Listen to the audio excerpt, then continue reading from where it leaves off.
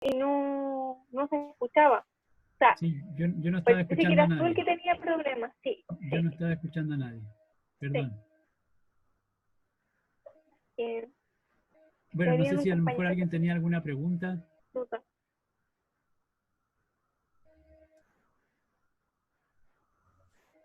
que Ezequiel quería preguntar y el Manuel. Y la Yovi parece. Ah, ya. Veamos si reaparecen. y si es posible que me pueda fijar la pantalla también a mí, Sí, claro. para que quede la grabación también.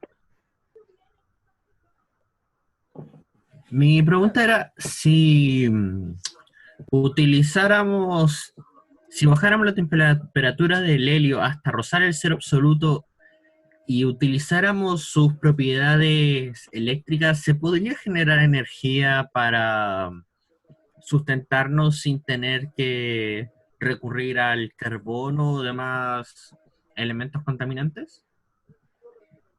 Digamos que tendría sin duda aplicaciones, tiene aplicaciones potencialmente muy interesantes, pero no necesariamente para producir energía, o sea, no sería una fuente de energía, pero sí sería una forma de conseguir disminuir las pérdidas de energía, o la pérdida en este caso de, por ejemplo, de energía eléctrica. Entonces, si uno tuviera un material que a baja temperatura, no necesariamente tiene que ser el helio tan cerca del cero, hay otros materiales que tienen un comportamiento parecido a baja temperatura, pero no tan baja temperatura, que se volviera superconductor. Entonces, la gracia de un material de ese estilo es que puede conducir electricidad sin perder energía, sin perder eh, energía eléctrica. Por supuesto, eso tendría un impacto enorme económico, por ejemplo, para las líneas de transmisión eléctrica. Si se pudiera utilizar un material superconductor en vez de los cables que actualmente tenemos de cobre, que pierden mucha energía eléctrica en el camino, por supuesto sería beneficioso en términos de eficiencia energética. Pero lamentablemente no hay todavía conocido un superconductor que pueda ser desarrollado a nivel industrial. Sí, también hay investigación en torno a las bajas temperaturas de los materiales para producir o para lograr superconducción en los microcircuitos de los computadores o de los supercomputadores. Allí, por supuesto, se requieren también procesos muy rápidos. El problema del desarrollo computacional es que mientras más rápido el procesador, entonces más energía pierde, porque más se calienta. Y se calienta justamente porque los conductores no son ideales. Así es que hay mucha investigación en torno a la superconducción en microprocesadores de computadores con materiales a muy baja temperatura, para lograr que sea más eficiente el rendimiento de los procesadores. Pero en ningún caso el hecho de bajarle la temperatura a una sustancia para, por ejemplo, hacerla superconductora, nos generaría, se convertiría en una fuente de energía. Lo que sí se ha buscado como intento, todavía, digamos, hay programas de investigación en torno a eso, como fuente de energía. Yo les hablé hace un rato de la fusión y de la fisión nuclear, y la formación de nuevos átomos a través de la unión de sus núcleos o de la separación de sus núcleos. En general, los procesos de fusión y de fisión ocurren a muy alta temperatura, en reactores nucleares, por ejemplo, que son muy radioactivos, y por supuesto en el corazón de las estrellas. Pero hay investigación que busca realizar procesos de fusión nuclear a temperaturas más bajas, en lo que se conoce como fusión fría, teóricamente posible, pero no se ha logrado en el laboratorio, y ahí sí tendríamos una fuente de energía probablemente infinita, no infinita, pero ilimitada, muy eficiente, aprovechando la energía almacenada en el núcleo de los átomos.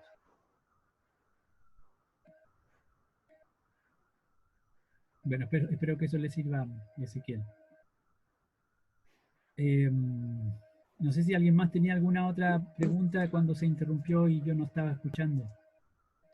Profe, yo quería hacerle una pregunta que planteó una compañera que se le apagó el computador, entonces para que le quede grabada. Ya, Pregunta que no alcanzó a escuchar cuáles eran los 3 tipos de transferencia de temperatura. Si los puedes repetir, por favor. ya, perfecto.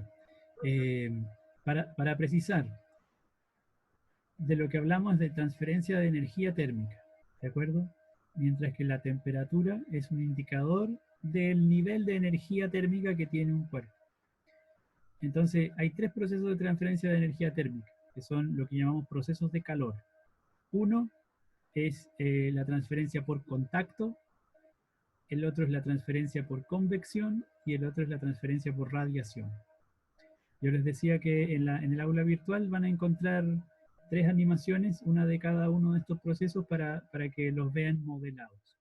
En general son 3 procesos muy cotidianos, es decir, nosotros cotidianamente estamos lidiando con cualquiera de estos 3 procesos. Estamos perdiendo energía térmica por radiación. Un día como hoy, por ejemplo, salimos al patio o salimos a la calle y de inmediato nos da frío, y nos da frío porque estamos perdiendo energía térmica. Y estamos perdiendo energía térmica por radiación, que nuestro cuerpo está radiando energía, está radiando una luz que no podemos ver, está perdiendo energía por contacto con el aire a baja temperatura que está afuera, por ejemplo. Así que son 3 procesos de transferencia de energía térmica muy frecuentes. Ya, ahí dio 2 ejemplos, por ejemplo, por contacto ya, con el aire, ahí tengo contacto con el aire y cambia mi temperatura. Al salir a la calle y esto me da frío, por ende mi cuerpo, ahí pasa el proceso por radiación y por convección. ¿Un ejemplo? Bueno, el ejemplo de la cocina pues, puede ser el más claro. Básicamente la convección es la idea de que el aire caliente sube. ¿Han escuchado esta idea, no? Una masa de aire caliente asciende, una masa de aire frío baja. Ese movimiento de masas de aire, de ascendencia o ascensión en el caso del aire caliente y descenso en el caso del aire frío, ese movimiento de masas es lo que llamamos transferencia de energía térmica por convección. Ya, profesor, gracias. ¿Ya? Ok. Bueno, entonces en el caso de las mezclas tenemos un tipo de cambio físico porque la combinación de sustancias químicas sin que se produzca algún cambio químico, sin que se produzca una reacción, una transformación de las sustancias, puede ocasionar que la mezcla de las sustancias adquiera propiedades distintas. Por ejemplo, puede disminuir el punto de congelamiento o puede aumentar la temperatura de ebullición si es que uno tiene una mezcla de líquidos, por ejemplo. Y por otra parte, en general, las mezclas se caracterizan porque son procesos de cambio reversible. Es decir, si partimos con 2 sustancias de cualquier tipo que combinamos, es decir, que mezclamos, por algún proceso físico, mecánico o de otro tipo, podemos volver a obtener las sustancias originales. Hay distintos métodos, múltiples métodos para volver a separar los componentes de una mezcla que se ha formado. Por ejemplo, la destilación, la flotación, el tamizado, la filtración, etc. En general, las mezclas aparecen en nuestra vida cotidiana muy frecuentemente y aparecen en 2 formas, como mezclas homogéneas o como mezclas Si cayó la heterogéneas. clase, cayó el video. Sí, así de estar. Tali, tu micrófono. Vamos a silenciar un micrófono.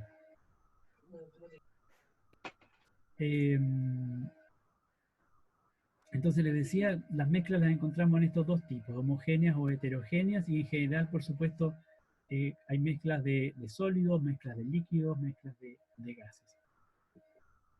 Aquí hay algunos ejemplos.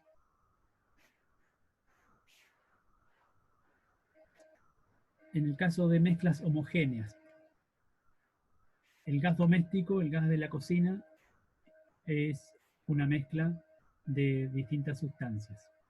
Las amalgamas que se utilizan para intervenciones dentales es una mezcla de distintos metales, por ejemplo.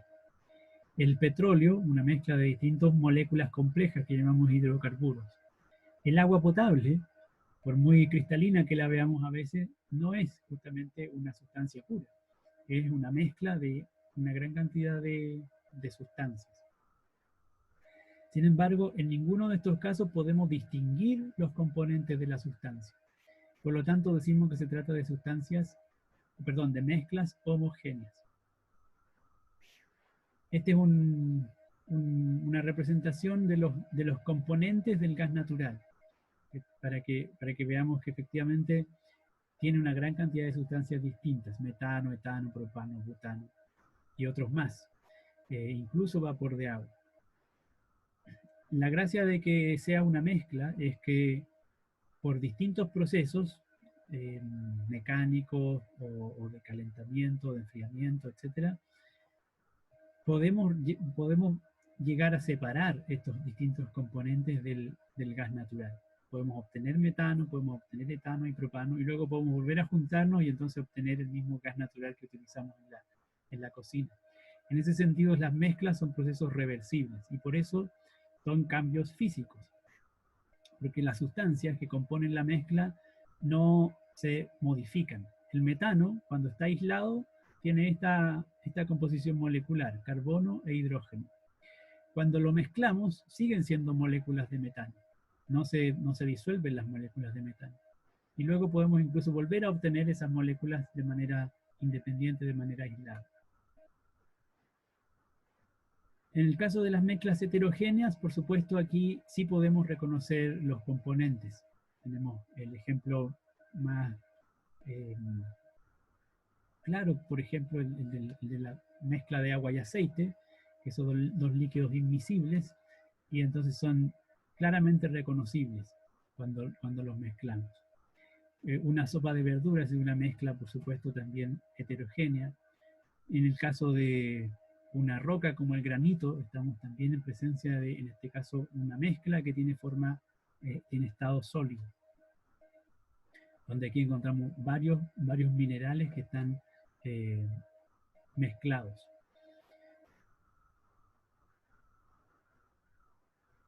El caso de agua y aceite es un ejemplo interesante, porque en nuestra vida cotidiana estamos acostumbrados a considerarlos como una mezcla heterogénea en la cual podemos reconocer sus dos componentes y sabemos que en general no se mezclan. Sin embargo, también en nuestra vida cotidiana estamos rodeados, hacemos uso de muchísimas emulsiones. Y las emulsiones, especialmente aquellas que utilizamos en la cocina, o que usamos en los alimentos, por ejemplo, son básicamente la mezcla de dos líquidos inmiscibles, tal como el agua y el aceite. De hecho, muchas de las emulsiones que encontramos en la cocina son mezclas de agua y algún tipo de grasa. Sin embargo, cuando las encontramos en forma de emulsión, las encontramos como una mezcla más o menos homogénea, a diferencia de este otro caso, en el cual agua y aceite son claramente distinguibles. En el caso de la leche, por ejemplo, así en primera instancia no podemos distinguir la grasa del agua. Probablemente si la dejamos un rato reposar, entonces comienza a formarse una película de grasa en la superficie del líquido, y lo que estamos observando es la separación de la mezcla, la separación de esta emulsión que es la leche. El yogur es una emulsión, las cremas humectantes, por ejemplo, para la piel son también emulsiones. Y así sucesivamente. La única diferencia o la particularidad de las emulsiones es que junto con estos dos líquidos inmiscibles se incorpora lo que se conoce como un emulsionante, que es un tercer componente que tiene la particularidad de permitir que las moléculas de la grasa o del aceite se mantengan dispersas, se mantengan separadas y no se vuelvan a aglutinar.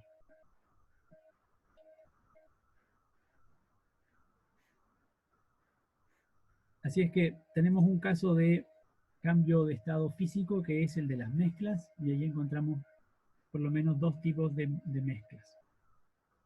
El otro tipo de cambio físico es lo que conocemos como un cambio de estado de agregación, y es el que corresponde justamente a la transformación de sólidos a líquidos o de líquidos a gas, y así también al revés, de gas a líquido, de líquido a sólido, o incluso de sólido a gas y de gas a sólido.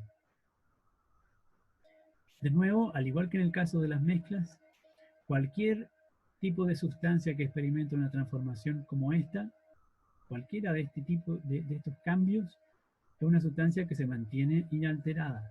Es decir, las moléculas, que en este caso están representadas como estas esferas azules, de agua, por ejemplo, en estado sólido, siguen siendo moléculas de agua cuando están en estado líquido.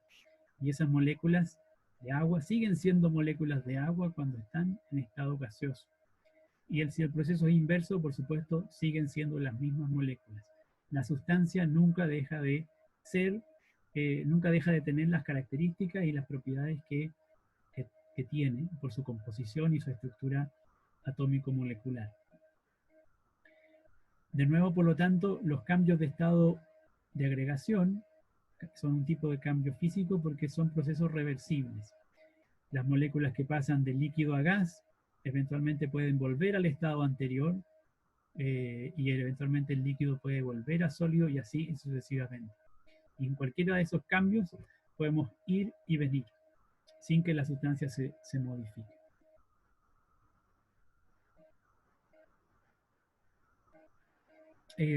Otras ideas que, a propósito de este tipo de modelos que utilizamos para representar los estados de la materia, nuestros estudiantes desarrollan muchas veces, es que los sólidos tienen que ser cúbicos, por ejemplo. Porque muchas veces representamos a los sólidos con forma cúbica y tendemos a asociar, los ejemplos típicos son el agua, y entonces el estado sólido del agua es el hielo, y en general el hielo en nuestra casa lo encontramos en forma de cubo. Entonces, luego nuestros estudiantes muchas veces desarrollan la idea de que los sólidos tienen solamente la forma de cubos. Si no es cúbico, entonces no es sólido, por ejemplo. Hay que tener cuidado entonces con estos modelos cuando los utilizamos. Tienen limitaciones que a veces tienen resultados no deseados para el aprendizaje. Podemos volver al simulador para apreciar una característica importante. En estas flechas vemos que hay flechas azules y rojas. Y lo que están indicando estas flechas básicamente es un proceso de transferencia de energía térmica. Cuando vamos de un estado sólido a un estado líquido, este proceso de transformación requiere energía. Entonces, para que ocurra la fusión, hay que entregar, o el estado sólido tiene que absorber energía térmica. Cuando absorbe energía térmica, entonces se transforma al estado líquido. Y si luego el estado líquido absorbe más energía térmica, o se entrega, o se le transfiere más energía térmica, entonces las moléculas del líquido pasan a estado gaseoso.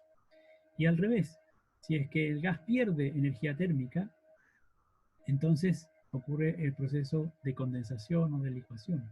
Y lo mismo si es que el líquido pierde energía térmica, entonces se solidifica. Así que es aquí donde hace sentido hablar de transferencia de energía térmica, porque es básicamente lo que gatilla los cambios de estado de agregación de la materia. Habíamos visto este simulador en el cual podíamos comparar, ¿cierto?, la organización molecular en el estado sólido, líquido y gaseoso. En este caso estamos viendo una muestra de gas de moléculas de neón. En el caso de oxígeno, podemos ver que las moléculas de oxígeno tienen 2 átomos de oxígeno unidos. Por supuesto, la animación nos permite apreciar algo semejante. También en el caso del agua. En estado gaseoso, las moléculas de agua, que tienen un oxígeno y 2 hidrógenos, están moviéndose libremente, y fíjense que están rotando, están chocando, colisionando. En estado líquido pierden libertad de movimiento, se mantienen aglutinadas, pero de todos modos pueden desplazarse un cierto nivel, y el estado sólido tiene una estructura mucho más rígida, mucho más definida. Estamos viendo muy pocas moléculas, por eso estamos viendo una forma bien extraña, ¿no? Pero además podemos apreciar cómo estas moléculas están de todos modos vibrando. En este caso, estamos observando un agua en estado sólido. La temperatura, según este indicador, son 146 Kelvin o menos 127 grados Celsius. Entonces, decíamos, para que ocurra un proceso de transformación o de cambio físico, de cambio de estado de agregación, lo que hacemos es transferir energía térmica, en este caso al sólido. Tenemos una fuente de energía térmica, en este caso, en esta simulación. Ustedes ven como la temperatura ya está por sobre los 0 grados Celsius, y el sólido ahora está en forma de líquido. Si continuamos aumentando la temperatura, algunas moléculas comienzan a dispersarse y comienzan a moverse libremente. Entonces tenemos un proceso de transformación del líquido a gas. Si es que tenemos una sustancia en estado gaseoso, por ejemplo, estas moléculas de agua en estado gaseoso, y queremos que ocurra el proceso inverso de transformación física, entonces tenemos que quitar energía térmica, tenemos que sacar la energía térmica de este sistema. Para eso lo conectamos con otro cuerpo, con otra sustancia que esté a menor temperatura. Recuerden que la transferencia de energía térmica ocurre desde mayor temperatura a menor temperatura. Por lo tanto, las moléculas que estaban en estado gaseoso pierden o transfieren energía térmica, en este caso a esta fuente fría, a estos cubos de hielo que pusimos ahí, y por lo tanto cambia su estado de agregación. Vuelve al estado sólido.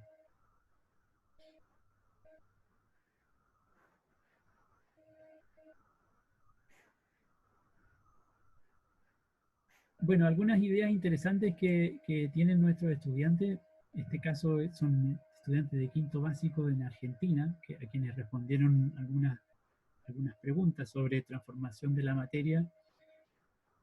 Fíjense en estos dos recuadros, el verde y el azul, muestran el porcentaje de niños de los que responden la encuesta que conocen la fusión, es decir, la transformación de hielo a agua, cuando el hielo se derrite, básicamente, ¿cierto? Todos conocen, el 100% de los encuestados conocen la fusión. El mismo grupo, un 90% conoce la vaporización.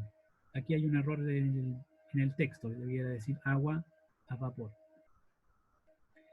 90% solamente identifica la vaporización, este proceso de transformación de agua a vapor, de agua líquida a vapor. Ahora, si miramos dentro del grupo de los estudiantes que conocen la fusión y les preguntamos si acaso ellos creen que la materia que pasa del estado sólido al líquido sigue siendo la misma, si la sustancia que era sólida sigue siendo la misma cuando es líquida, solo el 67% afirma que es la misma sustancia. Es decir, están pensando que en el proceso de transformación físico está ocurriendo un cambio a nivel atómico o molecular, o sea, modificando las propiedades de la sustancia, como si las moléculas de agua dejaran de ser moléculas de agua y se transformaran en otra cosa.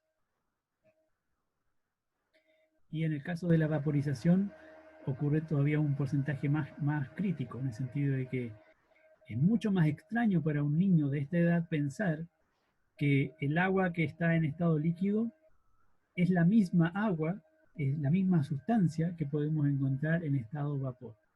Para nuestros estudiantes parecen ser sustancias completamente distintas.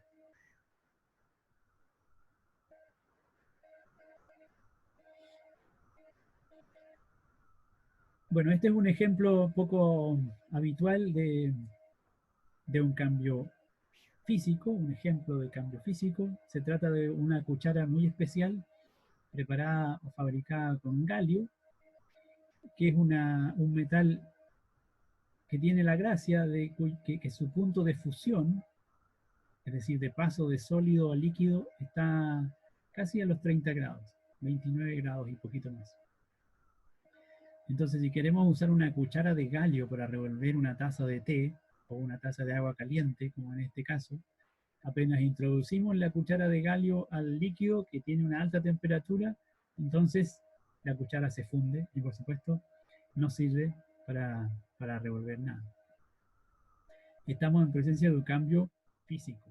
En este caso, el metal, el galio, que estaba en forma de cuchara sólida, pasa a estado líquido al aumentar rápidamente la temperatura.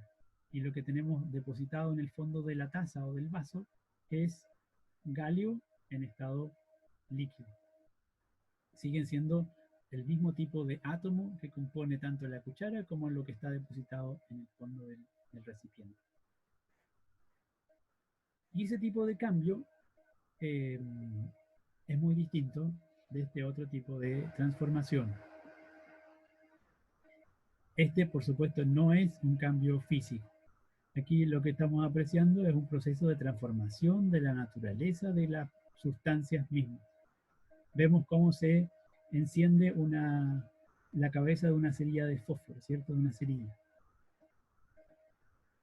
En este caso, teníamos una sustancia al principio, o un conjunto de sustancias que estaban organizadas de cierta forma, y luego de que se gatilla una reacción, algún proceso de cambio, las sustancias comienzan a transformarse completamente y una vez que el proceso termina, obtenemos sustancias completamente distintas. Esta es la diferencia fundamental de un cambio físico con un cambio no físico, que es justamente lo que llamamos un cambio químico. La gracia del cambio químico es que produce en general nuevas sustancias a partir de sustancias originales distintas y es un proceso que no puede ser revertido. Una vez que ocurre no podemos volver a la sustancia original. Estos son ejemplos más espectaculares de cambio químico. Descomposición de algunas sustancias sólidas y líquidas, perdón, y gaseosas.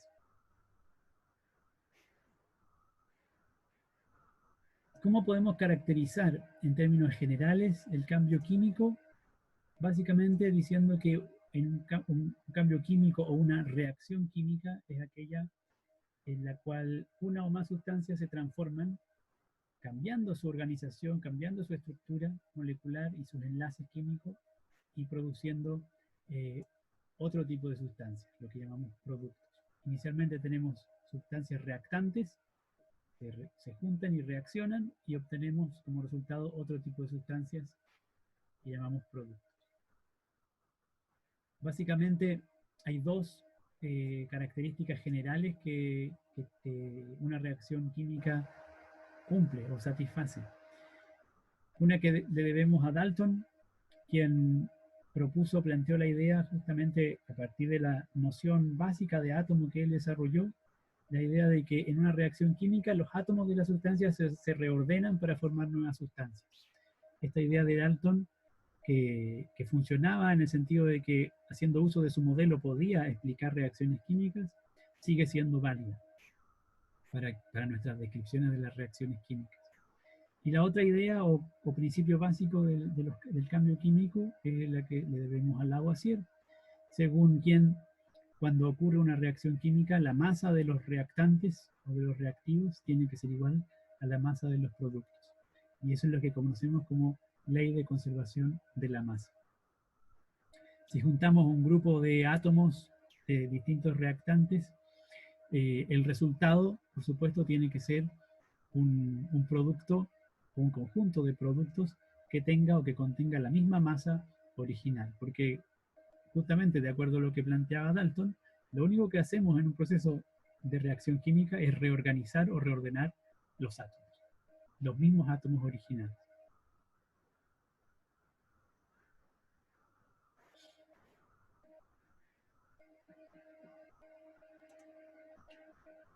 Bueno, esto es una forma de escribir una reacción química. Ustedes están seguramente más o menos familiarizados con la simbología de las moléculas y los átomos. Lo que tenemos aquí es la formación de una molécula de agua a partir de dos reactantes, hidrógeno molecular, oxígeno molecular. El signo más está representando justamente un proceso de enlace o de enlace químico, de reacción química. Esto tiene como resultado, y por eso la flecha indica hacia la derecha, la formación de una molécula completamente distinta de estas dos sustancias, que es la que conocemos como molécula de agua. Distintas, por supuesto, sus propiedades en el sentido de que tienen probablemente un estado de agregación diferente, de que cumplen funciones distintas en distintos procesos físico-químicos en la naturaleza. En ese sentido, esta sustancia producto es completamente diferente de cualquiera de los dos reactantes. Lo que estamos representando aquí, en este caso, es una molécula de hidrógeno que está compuesta por dos átomos de hidrógeno. Acá una molécula de oxígeno compuesta por dos átomos de oxígeno.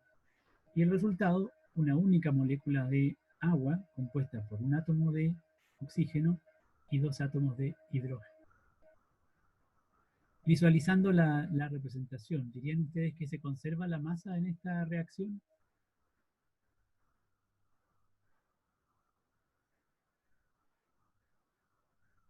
¿Sí? Tenemos que mirar. ¿Profe, puede repetir la pregunta? La pregunta es si acaso se conserva la masa en esta reacción química. ¿Qué pasa con las dos ideas que vimos de Dalton y de Lavoisier? Los átomos de la izquierda tienen que aparecer a la derecha, de manera que la masa de la izquierda sea la misma que la masa de la derecha. Profe, pero se pierde un átomo de oxígeno.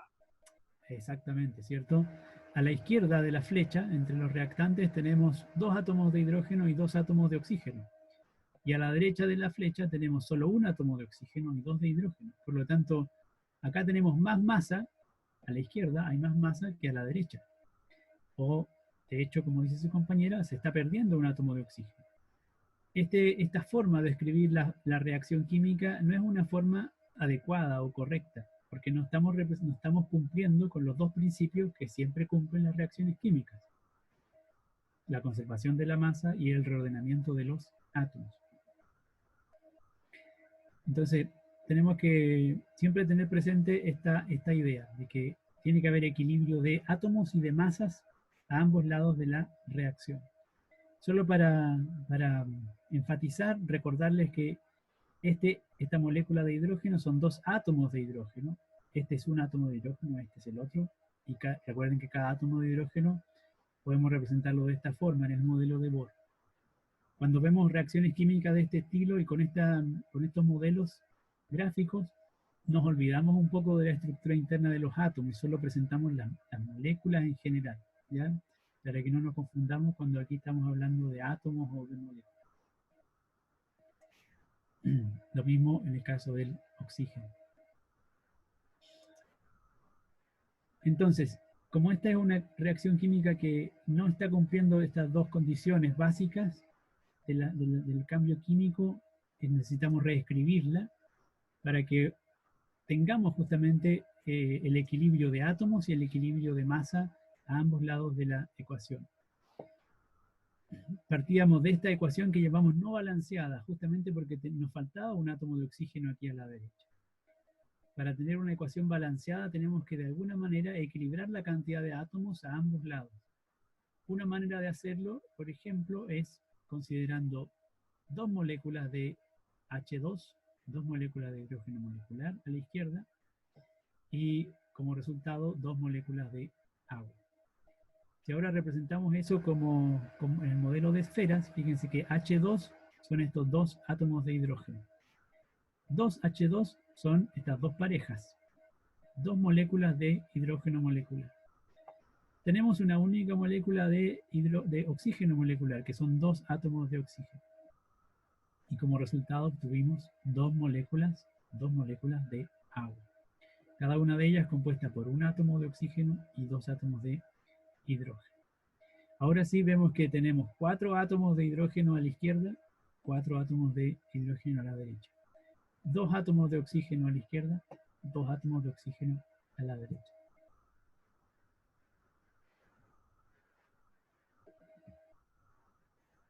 Una última característica de las ecuaciones químicas, de las reacciones químicas que es importante tener presente. ¿Cuántos minutos nos quedan? Creo que queda muy poco. 4 minutos. 4. Ya, alcanzamos a ver esta parte. Con esto cerramos.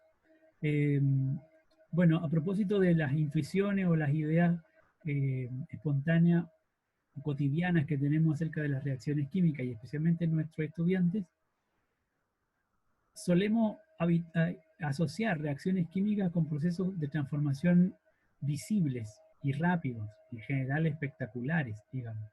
También a veces por un sesgo que aparece a nivel cultural, en los medios de comunicación, por ejemplo. O en los mismos modelos que utilizamos para ejemplificar las reacciones químicas. Yo les puse algunas animaciones, por ejemplo, bien espectaculares hace un rato, que mostraban reacciones químicas poco cotidianas y que permiten apreciar un cambio bien significativo. Pero la verdad es que hay reacciones químicas que no son tan espectaculares y que por supuesto son también procesos de cambio irreversible en el cual una sustancia se transforma en otra. Y eso puede ser caracterizado por la velocidad de reacción. Hay reacciones químicas muy rápidas que ocurren en segundos. Acá tenemos un par de ejemplos. La combustión, la emisión de magnesio, por ejemplo, o el sodio en agua, provocan este tipo de reacción luminosa incluso. Hay otros procesos de reacción que son un poco más lentos y que ocurren en procesos de días o semanas, como la oxidación de los metales, como la descomposición de la manzana o de la fruta, de los alimentos en general, de la materia orgánica en general.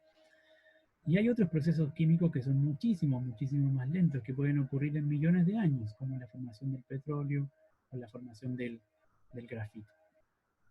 En todos los casos estamos hablando de procesos de cambio químico, en los cuales una sustancia o un grupo de sustancias se transforman en otro tipo de sustancias con propiedades distintas. Para finalizar, quiero mostrarles y quiero dejarles este simulador en el cual ustedes espero puedan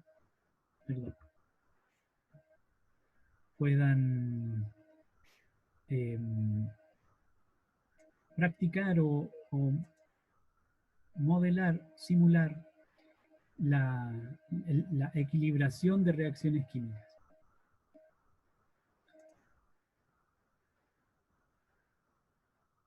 En el simulador lo que tenemos aquí son reacciones, digamos, predefinidas, es decir, la formación de productos a partir de reactantes, y lo que tenemos que hacer es considerar el equilibrio de átomos y el equilibrio de masa en ambos lados de la ecuación para obtener una reacción química posible, una reacción química efectiva.